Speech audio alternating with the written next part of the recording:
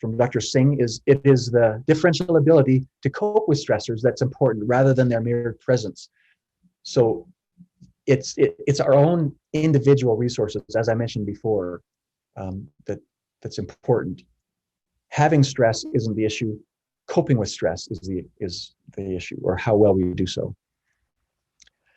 So this graphic tells us all the effects of stress, and some of them are physical, some are emotional.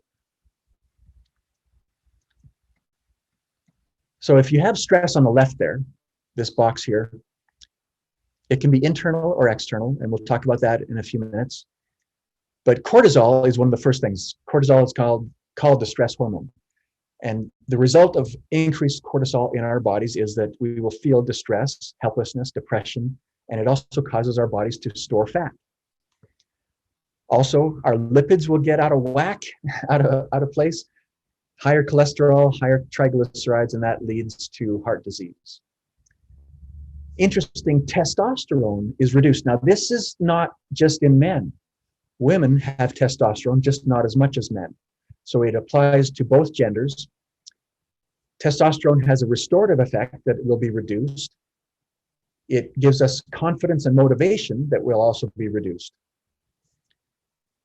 Amygdala activation, that's a fancy term for the fight or flight response you might have heard of.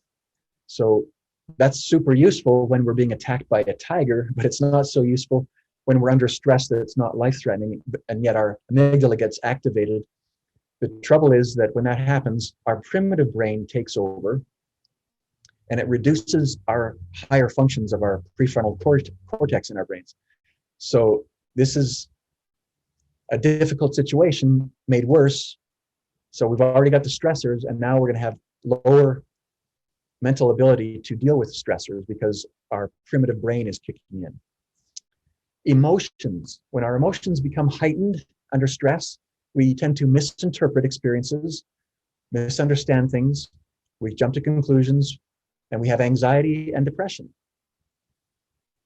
Our problem-solving ability is lowered.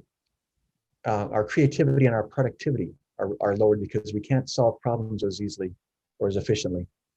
Our lifespan will be reduced because we have more heart disease, stroke, and cancer. And our quality of life, absenteeism increases, our relationships can be damaged by stress, and then we end up with unhappiness. Now, all these effects of stress, what would they do to your life? What would be the result of all of these effects? Wouldn't it be greater stress? So this is the problem, is that we get this downward spiral where the effects of stress cause greater stress.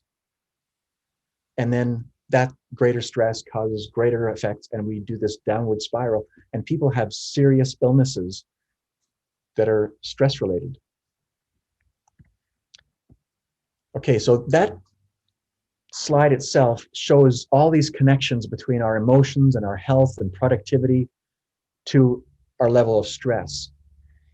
So this is serious stuff. Stress is not, I'll say that stress to a small degree is not a problem. In fact, we actually, a lot of us, you might think of yourself this way, that we do actually better when we have a little bit of stress, like we're a little bit more motivated. But there comes a point where it's too much. And for everybody, that's different. Each person has a different level of stress that they can tolerate.